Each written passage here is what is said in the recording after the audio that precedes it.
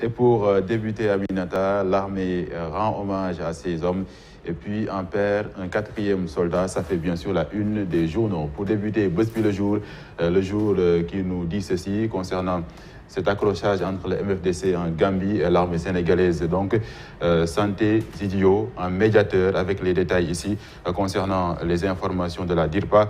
L'armée confirme donc un quatrième mort et sept otages bien portants. Et puis 2 soldats inhumés hier avec les hommages que vous avez suivis dans les bulletins d'information de Sophia Ba. Cette affaire qui concerne les 2 députés impliqués dans une affaire de passeports diplomatiques, le député Biaï rejoint Sall en prison. Il a été placé sous mandat de dépôt. Et puis en politique, un dossier également consacré aux résultats qui se poursuivent des élections locales de janvier 2022 pour une cohabitation. Wallou cherche secours. Pour parler également de politique dans le quotidien Union de l'opposition pour les législatives. Donc il y a pour le nouveau défi de Wallou, les partisans d'Abdoulaye Wade veulent tout simplement imposer une cohabitation à Macky Sall avec les élections législatives qui se profilent à l'horizon. Et puis grève des enseignants, les élèves exigent la reprise des cours, résultat des locales. M. El Hadjouf qui a pris la parole. Vous l'avez également suivi dans le bulletin d'information de Sophia Ba. M. El Hadjouf voit une grosse défaite de Ousmane Sonko. C'est sa propre lecture concernant les élections locales de janvier 2022. Et puis, nécrologie, décès du colonel Malik Sissé, un homme de l'ombre s'en est allé. Le Témoin qui nous parle toujours des élections locales.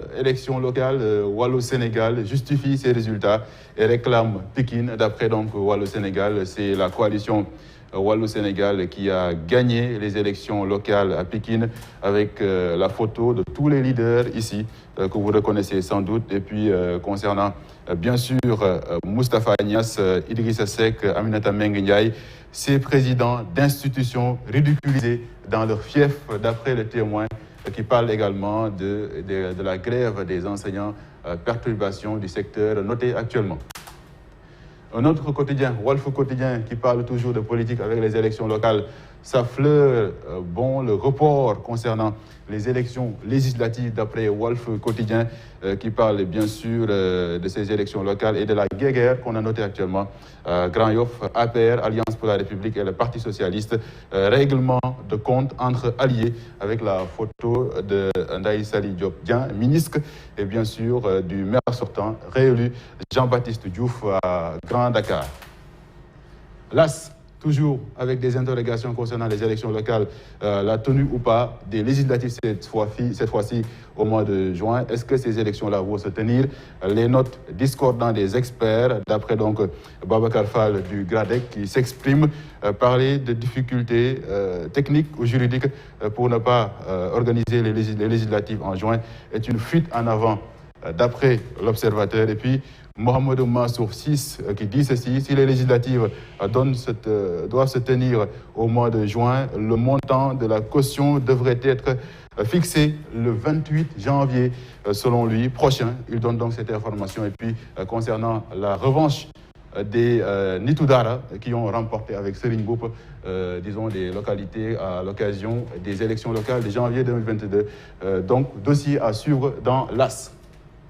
Un autre quotidien, Vox Populi, qui prend la photo de ces personnalités politiques-là, Khalifa Sall, Barthélémy Diaz, Dr Babacar Diop, le maire de Médina qui a été réélu, Bamba Fall, Seydina Issa Laye, et puis toutes ces personnalités-là donc, qui ont gagné concernant la revanche des bannis du Parti Socialiste. Pourquoi? Parce que Khalifa Sall, la résurrection d'une icône chahutée, et puis Barthélémy Diaz, l'étoile montante qui a mis KO Abdoulaye Diouf Sarr, Bamba Fall, l'invisible baobab de la Médina qui a été réélu, Dr Babacar Diop qui a remporté Thiès, le philosophe qui a rendu Fad le Mbourou Aksow, et puis Seydina Issa Laye Samb qui a dominé bien sûr Abdoulaye Diouf Sarr à Yoff, la consécration d'un battant d'après Vox Populi.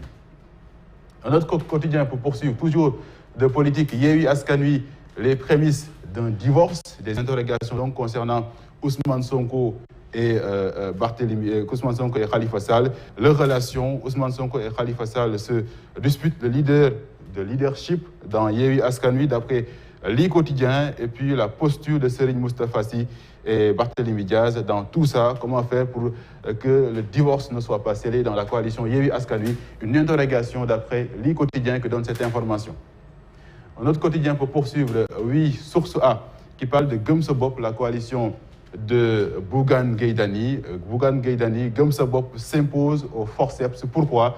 En chiffres, avec 5 communes, 633 conseillers, plus de 221 000 voix sur le territoire national, troisième force politique dans le département de Dakar, derrière Yewwi, la coalition Benno Bokk Yakaar. Donc Bougane Gueye Dany s'impose et sa coalition au forceps d'après Source A, et puis qui parle bien sûr, je vous le disais tout à l'heure, dès le démarrage de cette revue des presses, avec le début des auditions sur le fond dans l'affaire du trafic de passeports diplomatiques, Dansokho et Sall devant le juge dans le fond. Et puis concernant les élections locales toujours, Malick Gakou qui exprime ses regrets concernant ces élections. 3 communes remportées avec seulement 27 candidats investis par Yewwi Askan Wi. Les regrets du grand parti et donc de Malick Gakou. Sud Quotidien qui parle des grèves répétitives, un autre sujet dans l'actualité actuellement au Sénégal, grève répétitive des syndicats d'enseignants, l'école dans la tourmente d'après Sud Quotidien. Pourquoi? Parce que le G20, QCEMS, SAEMS et compagnie en mouvement constant d'humeur, l'État incapable d'après Sud Quotidien de respecter les accords signés avec les syndicats, apprenants et parents d'élèves dans le désarroi. Les écoles privées font les frais d'un malaise des élèves du public, annonce également Sud Quotidien. Et puis élection locale, Wallu se justifie concernant les faibles scores au local. Toujours l'école, enquête qui s'intéresse cette fois-ci toujours à l'école, crise scolaire, l'école en évolution d'après donc enquête qui donne également certains aspects des revendications des enseignants. Les enseignants, les syndicats d'enseignants demandent la révision du système de rémunération, l'indemnité de 400 000 accordée par l'État aux inspecteurs et contrôleurs du travail et créer la discorde. Et le G7 liste également les manquements qui sont au total 11 points d'achoppement entre l'État du Sénégal et les syndicats d'enseignants. Et puis l'armée qui perd un quatrième soldat rend l'âme. Affaire donc armée entre cet accrochage entre l'armée sénégalaise et le MFDC, c'est en Gambie. Et puis le bras de fer, nous allons y revenir tout à l'heure dans la revue de presse africaine. Le Mali choisit le bras de fer tout simplement concernant la relation entre la France, parce que le Mali a décidé de sommer par les autorités donc de quitter le territoire malien, l'ambassadeur donc de Paris à Bamako. Et puis football, nous allons y revenir en fin de cette revue de presse, les Lions en pleine mue concernant leur demi-finale face au Burkina Faso. Tribune qui donne la parole à Bougane Gueye Dany, qui a écrit tout simplement au président de la République: récurrence de la crise éducative, vos enfants vous parlent. Monsieur le Président de la République, lettre ouverte donc de Bougane Gueye Dany au chef de l'État, le président Macky Sall. Oui, l'AS qui s'intéresse à un autre dossier également au cours de l'actualité au Sénégal, criminalisation de l'homosexualité dans le pays. Niass mousse le débat sur les homos. Pourquoi les termes jugés ambigus de la lettre du président de l'Assemblée nationale aux députés, porteur donc de la proposition de loi, et puis vers peut-être une saisine du Conseil constitutionnel concernant ce débat-là. Donc les imams qui portent ce combat-là ne lâchent pas le dossier. Et puis Macky Sall également concernant les élections locales, on en parle. Et puis l'Observateur vous propose également un dossier, un sujet sur le parcours assez singulier d'un capitaine, de l'ex-capitaine des Lions du Sénégal, Cheikhou Kouyaté. Oui, critique qui nous parle bien sûr toujours de la loi concernant la criminalisation de l'homosexualité, un entêtement au soubassement politique d'après critique qui jette donc un regard critique concernant le combat que portent ces imams-là qui veulent tout simplement criminaliser l'homosexualité au Sénégal. Et puis la patrie reconnaissante concernant hommage aux 2 militaires disparus. Maintenant, ils sont au nombre de 4 en Gambie de l'armée sénégalaise. Le Soleil parle de toute autre chose, affluence, incidents techniques, ponctualité. Le TER, train express régional, toujours sur de bons rails avec des chiffres à l'appui du quotidien national, plus de 2000 trains commerciaux planifiés en 13 jours, plus de 2000 également ont roulé, soit environ un pourcentage de 96,6% et un taux de ponctualité respecté à 80% d'après le quotidien national, et très forte demande des entreprises telles que le port de Dakar, les banques et l'AIBD. Libération qui parle également de toute autre chose, accusé du meurtre de l'étudiant Balla Gaye emprisonné puis relaxé.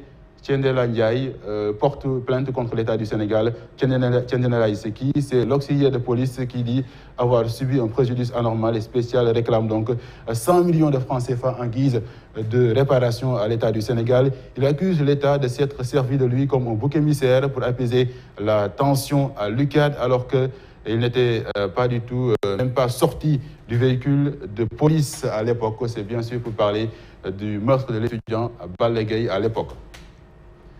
Les Échos parlent d'un drame également, tragédie familiale à Yeumbeul Comico. Ce drame, une dame tue son grand frère avec un couteau. Comment cela s'est passé? Tout est parti donc d'une dispute entre la dame et la femme de son grand frère.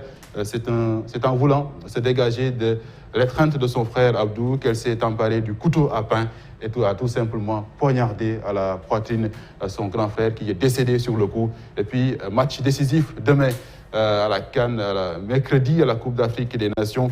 Lyon et les étalons en fond dans la demi-finale, avec les détails bien sûr, Idriss Gana Gueye et autres qui se sont entraînés pour être à point lors de cette demi-finale CAN, donc Coupe d'Afrique des Nations 2022.